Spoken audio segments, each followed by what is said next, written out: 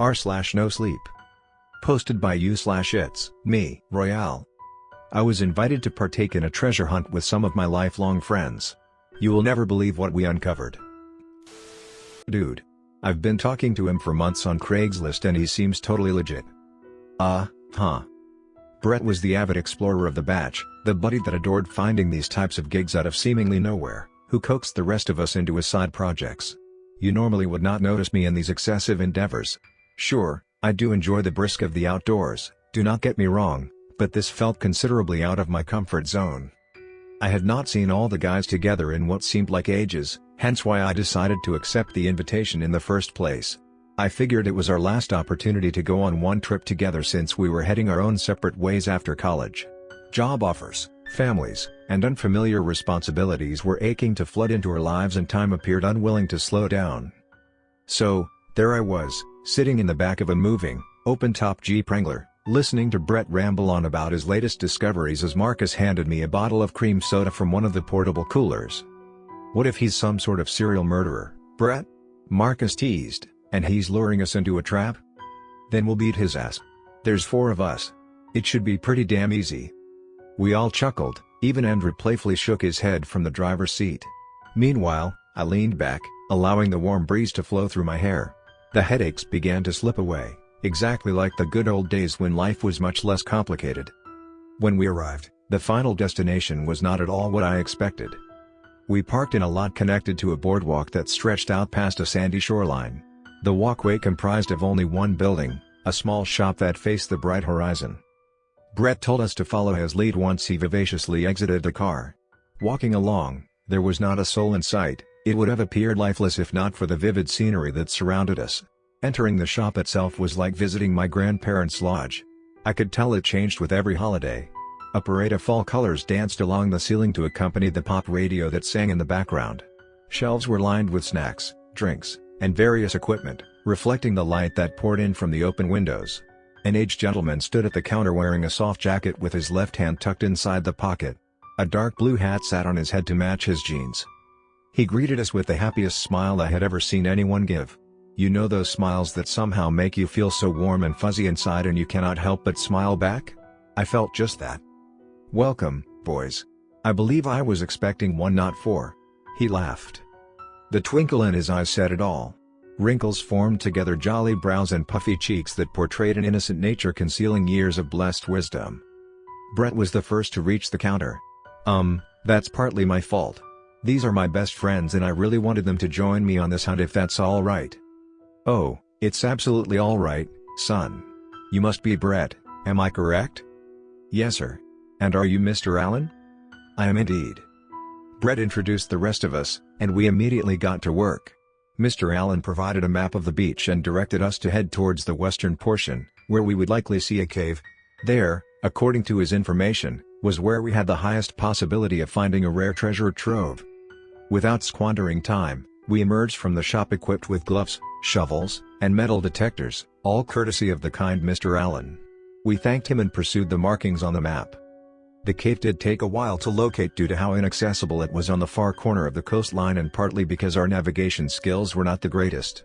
Nevertheless, we began our search. A series of various metal detector pitches persisted for the next eternal hours, resulting in an obnoxious heap of coins, batteries, chains, and other rubbish piling up at the entrance. Beep. Beep. "Guys, I found another beer can." Beep. "Thanks for letting us know, Brett." Beep. Beep. "Found an extra penny." Beep. Beep. Beep. Beep. Crackle. "Hey, the detector just made a different noise here. Is that normal?" Andrew asked. Brett immediately scurried over to him. "Hover over it again." Crackle. "That's weird, I've never heard that sound before. Let me help you dig it up." They kneeled on the ground and gradually began shoveling out mounds of sand. I resumed my search in the same spot, repeatedly grazing the lengthy device over several nooks and crevices behind the rocks, hoping to make progress. "What the hell is that?" I turned to see Brett buckle backward, crawling away from the newly unearthed hole, and Andrew's traumatized expression locked onto whatever was in it. "What is it?" Marcus and I questioned in confused unison, approaching the hole cautiously. At first, I was unable to discern anything, but as I directed my attention towards the deeper center cavity, I realized precisely why my friends reacted the way they did. Protruding out of the wet silt were human fingers, attached to the same left hand. The tainted layer of flesh had completely deteriorated in certain areas, housing slimy fat maggots that chiseled away at the yellow bone. Some of the cracked nail beds were missing and the stringy tendons on the top side were visible, peeling back like old paint on burgundy drywall. And the rancid odor. When it hit me, the air around my nostrils burned. Fetid sewage left out on a blistering pavement for a week would have smelled better. However, despite all that, I managed to spot something else. On the fourth finger, opposite to the thumb, was a golden ring. Although it was half buried under clay and maggots, the color had not entirely corroded. Marcus finally broke the silence. "What are we going to do about this?" Brett rubbed the sweat off his brow with the back of his dirty hands. "The old man set us up. Why would he do that?" "I don't know, Brett," Andrew angrily chimed in. "Maybe because your ass was dumb enough to fall for it." "How the hell was I supposed to know that he wanted us to find a foo?" "Guys, chill out," I interrupted. I sighed. "Take it easy for a second. I know we're all exhausted but we need to think this through." I pointed towards the hole. "Something's going on here that doesn't add up. Andrew, call the cops with your phone. Tell them everything. Stay here with Brett and guard the hand. I'll go with Marcus back to the shop and we'll find that man." They nodded in agreement. I motioned to Marcus and we swiftly exited the mouth of the tunnel. The sun had edged lower into the sky by that time and I could tell that we needed to hurry. After a few arduous minutes of sprinting, we returned to the familiar boardwalk and the store. I wriggled the front door handle, but it did not open. I knocked on the tinted glass multiple times before peering through it. The interior lights had been turned off and the man was nowhere in sight. Come to think of it, most of the store was strangely barren. The shelves and the counter were completely empty. Marcus poked at my shoulder. "Over there, were the windows always boarded up?" I followed his gaze. He was right. Dusty 2x4s covered every frame, each one hastily nailed in with large screws. I stepped back, baffled. "I don't understand." We both stood there, breathing heavily, pondering our next move. Marcus noticed a young man at the far end of the boardwalk, pressure washing the wooden grimy panels while listening to music. "How about we ask that guy?"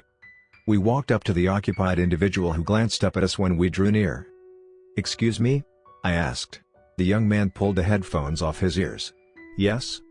Hi, we're sorry to bother you. But, could you tell us where the man who works at that small shop went to?" "That shop? You met someone in there?" "Yeah. We spoke to a man by the name of Mr. Allen who said he ran it. Do you know where he is?" The young man looked confused. "Look, sir, I don't know who you think you saw, but that shop has been shut down for 10 years. That's not possible. My friends and I spoke with the owner inside just today. Sir, I'm telling you again, the state committee closed that shop 10 years ago because of a crazy incident. They're going to demolish it tomorrow." Overwhelming perplexion washed over me after he stated those words. I could not grasp what I had heard and wondered if the young man had planted a sick joke on us. Though his serious tone rendered otherwise. "Can you tell us what happened there?" I don't know every detail. I remember that it was all over the county news.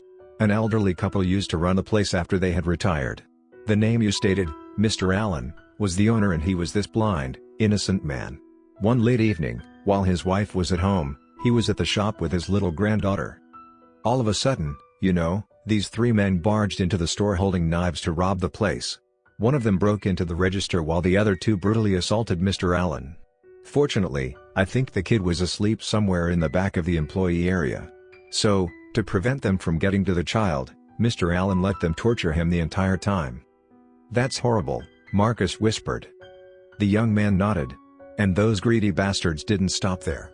They stole everything in the store, and given that Mr. Allen was visually disabled, they decided to have a little fun. They first demanded his wedding ring, which was worth a significant amount back then, but that was the one possession Mr. Allen refused to let go. He repeatedly begged them not to steal it since it was an heirloom from his wife's family, a symbol of their unbreakable bond.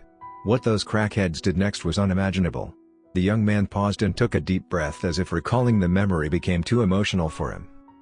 "They forcefully sawed off his left hand, bone and all. They escaped after that, taking Mr. Allen's hand with them. The wife found his body collapsed on the floor hours later. By that time, he had already died from considerable blood loss. The grandchild made it out all right." I leaned up against the boardwalk's railing, insanely appalled, and at a substantial loss for words. Marcus shared the same expression. It took me a few seconds to gather my bearings and to ask another question. Did the police ever catch those a-holes? Yeah, I think so. Still, the authorities never found the hand nor the ring since. What about his wife? I'm actually not sure. I believe she moved away the week following the memorial service. I see. Well, thank you for telling us all that. John. Nice to meet you. We shook. By the way, do you have time to follow us for a minute? My buddies and I found something that might astound you. What is it? I gently smiled. I'll explain it on the way. He was reluctant to abandon his present task but ultimately agreed in the end. The fading sun rays soaked both the harsh waves and the blanket of clouds in a fiery red as I jogged back with Marcus and John to regroup with the others. At that moment, my soul could not help but feel grateful for all the people who had made a positive impact on my life, for loved ones and for friends who stuck closer than brothers. And on that day, I learned one valuable lesson. Treasure is never merely constrained to material substances. Rather, true treasure can only be discovered in one place: the heart.